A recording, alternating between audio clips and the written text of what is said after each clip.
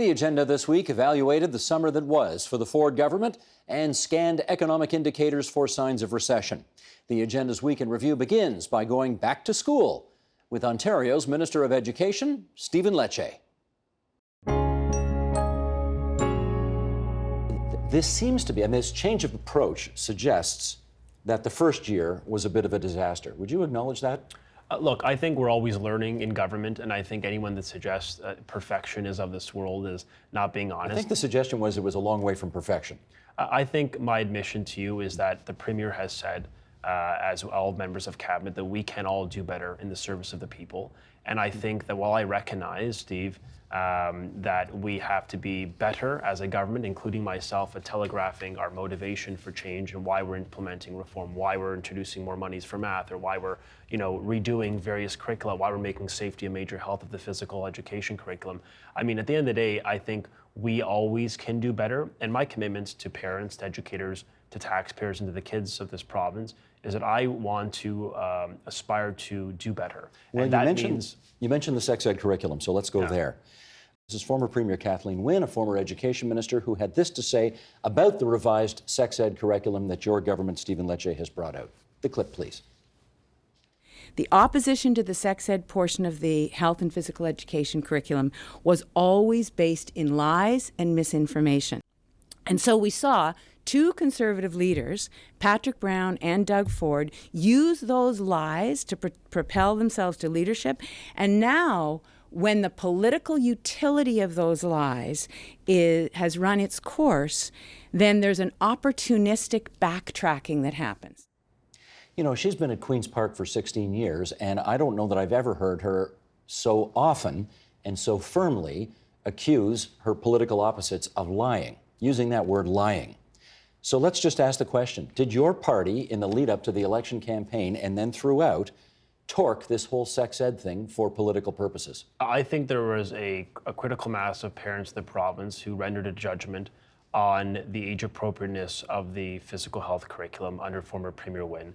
I think the concern actually had less to do with, although there was certainly some concern on the substance of the curriculum, I think largely it had to do with the offensive nature of how they implemented the curriculum. I think it is... What was offensive about it? Well, intellectually, I think it's a problem, Steve, when you have drafted a curriculum and then launch a consultation after effectively writing it. And that was the major criticism of parties across party lines, including the Democrats, I will add, as you will recall, saying, you can't write a document before you launch a consultation. And parents felt like they weren't heard.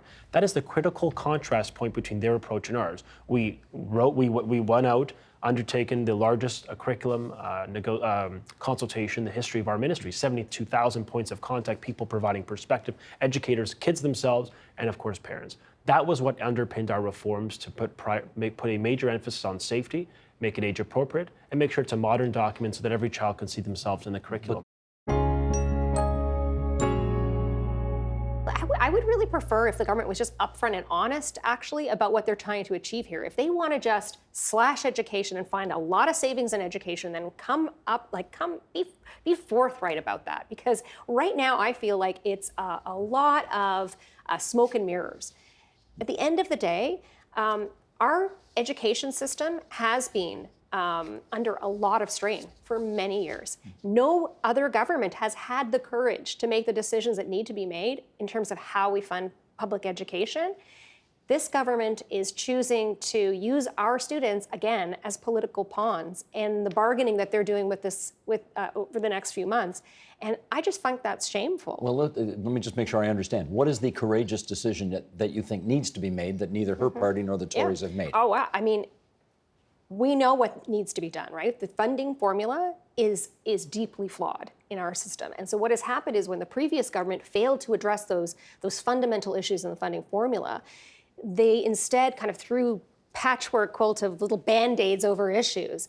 And in fact, I think at the end of the day, it kind of undermines the whole system, and it left the system open to the kinds of cuts that we're seeing now that this government is bringing in. So I actually want to see a funding formula that's revamped, that's changed completely, that actually puts the focus back on student needs, which is where the current funding formula goes deeply wrong. You want to respond to that? Well, I mean, I don't agree with that because we increased the funding exponentially in terms of education, and that led to an 18% increase in the graduation rates. It led to groundbreaking changes in things like full-day kindergarten that now is part of our education system that parents and students themselves are looking forward to each and every year. So does that mean that the system doesn't need to continuously improve? Of course it does. There are many aspects that need to improve, and the funding formula is something that is reviewed on an annual basis, where you're looking at what aspects of this very large and complex system do we need to change, do we need to improve? We need to make investments, for instance, in special education so that students who are some of our most vulnerable students have the supports that they need in school. So I would say that under the Liberals, we saw an exponential increase in the outcomes for education, but do we have more to do? Absolutely. I got to know Doug Ford inside and outside of politics over the last 10 years, covering him both as a politician and just chatting with him when he was outside politics. And he can be introspective. Yeah, does he show up for a fight sometimes? Like any good politician would. I've never met one that's successful that wouldn't. But you'll surround yourself with people that will either temper or inflame things with you. And Dean French was the kind of guy that would inflame things, for better or worse. And I have no ill will towards Dean French, but he wasn't a good fit for the premier that Doug Ford was. And you just have to look at the cabinet shuffle. That was about a reset. And I don't remember if you were there, Alison, but I know Martin, believe you were there. And we're doing the scrum with Doug Ford right after the cabinet shuffle's announced. And I said to him, is the fact that you've put all these people into new positions where you've got communications problems and you've taken your best communicators and put them in, is it a signal that you've got a communications problem? He said, Brian, you're 100% right. Explain that they got to do communications better. 2 hours later, you've got the news release going out about these unqualified people getting jobs. The patronage scandal. And that blew apart any good news that they were going to get. They handled the cabinet shuffle relatively well, considering what they were going into it with.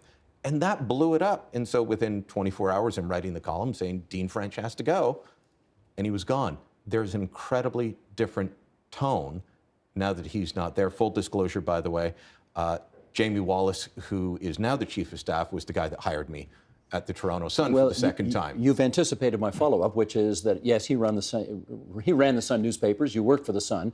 I presume you knew him well. How do you see things changing now that he's in charge? It's just a different tone. And I talk to him once in a while, no more than I talk to any other person in that sort of position. But it is a different tone. He's a very calm individual. Trying to get Jamie Wallace excited is a difficult task. How do you see things changing, Alison, now that we have a new chief of staff in the Premier's office? I mean, to my mind, it's a good thing, right? I mean, the last thing, this has been said before, but the last thing people want, or politicians want, is their chief of staff on the cover of the newspaper, right? People behind the scenes shouldn't be out front and center. And, by all accounts, he was making MPPs cry. And, you don't want that either. However, I mean, if we're framing this around a reset, how much credit do we really want to give a government or a premier for, hiring a reasonable and responsible top manager within 14 months of being elected? I mean, that's good, but it's kind of, to me, seems like a pretty low bar to be congratulating someone for. Why don't we state the obvious, which is that Doug Ford became the Premier of Ontario with no experience in provincial politics. Absolutely. He had as his chief of staff, Dean French, who had no experience in provincial politics, or virtually none. And these two are now running a, what's the latest budget, $150 billion corporation? Maybe we shouldn't be surprised, Martin, that there were a lot of bumps on the road in the first year. I think that's a fair point. I think that's part of the explanation, but it doesn't explain away Allison's point. I think it could have taken less than 14 months to figure out that they didn't know what they were doing, or that Dean French thought he knew what he was doing by picking a fight everywhere. There's no question they came in, that we saw that with the NDP government of Bob Rae, for example. They didn't think they were going to win, and they were flummoxed in their first few months. So fair point, but I think we can't ignore the mess that Dean French left behind. It's not just a tariff war, though, Linda. The president also tweeted that he believed that American businesses in China ought to close shop and come home. He said that. He did. Now, how constructive is that? It's not constructive. I think he did have to backtrack on that a little bit because it would be very hard to make that happen. But, you know, just to come back to the idea of trade, if you only remember one thing from your economics in university, it's that trade is good, right? That in destroying trade will usually destroy an economy. That's historically something that's been true. So I think it's a little bit tragic that this is happening. To pick up what Mike said earlier, that recessions are inevitable, I'm going to quote Ben Bernanke, former head of the U.S. Federal Reserve. He said, look, business cycles don't die, they are murdered. And this one is being murdered by trade. Right. That's a great line. Yes. That's Bernanke's line, eh? Yes. That's a great line. How much worse did the president's comment about if you're doing business in China, you're a trader, bring your business home, I demand that you bring your business home to the United States, how much did that exacerbate the situation? Well, it certainly didn't help, though. You know, what are we on about the 2,000th crazy tweets from the president? So I think right now we're all sort of immune to it. But yeah, it's not the thing you expect from a democratic country, to sort of ordering business people to, you know, move your production. And I think what the president needs to realize is there are a lot of other countries out there. So if China becomes too expensive because of tariffs, they're not necessarily going to move back to the United States, and we're seeing this. So Google just announced a couple of weeks ago that they're producing their new smartphone in Vietnam.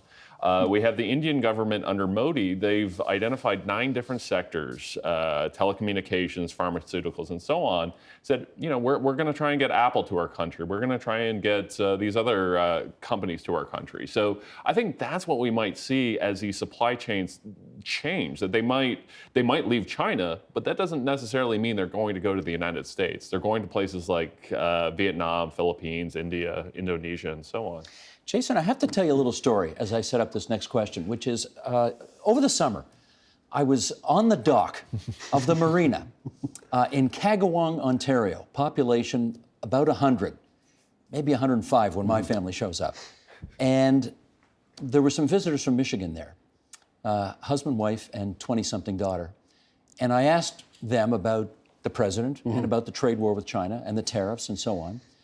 And I kept it very neutral and open-ended, the question. I said, what do you like about what Donald Trump's doing so far? And the first thing the husband said was, sticking it to China. Yeah. He's a small business person in Michigan. I said, but you know that hurts your bottom line. He says, I know, but we got to do it. How much of that thinking either contributes or doesn't to the predicament the U.S. finds itself in right now? Well, I mean, that's Trump's base, and you know, he's appealing to that strongly, and it definitely is it's a widely held sentiment. It's interesting though when you have all the rhetoric around the China-U.S. trade war and all these tweets and just the angry language. I mean, we've in Canada here heard all this before. We went through this. We were like the rough draft of the China-U.S. trade war. What's interesting from that was that at the end of the day, despite all the upheaval and the chaos that came out of it, we ended up with a trade deal that is still yet to be ratified that was not all that different from the situation that we had before. Oh, that's not true. No, the president said before it was a Oh, disaster. yeah, no, exactly. But now it's the greatest ever. Exactly. Well, So that's you're what wrong. I'm sorry, Jason, I'm you're wrong wrong on that. about that. And that's some of what we covered this past week on The Agenda. For more, including the full conversations, you can visit our website, that's tvo.org, our YouTube channel at youtube.com/theagenda, or our Twitter feed, that's twitter.com/theagenda. The Agenda with Steve Paikin is brought to you by the Chartered Professional Accountants of Ontario. CPA Ontario is a regulator, an educator, a thought leader, and an advocate. We protect the public. We advance our profession. We guide our CPAs. We are CPA Ontario. And by viewers like you. Thank you.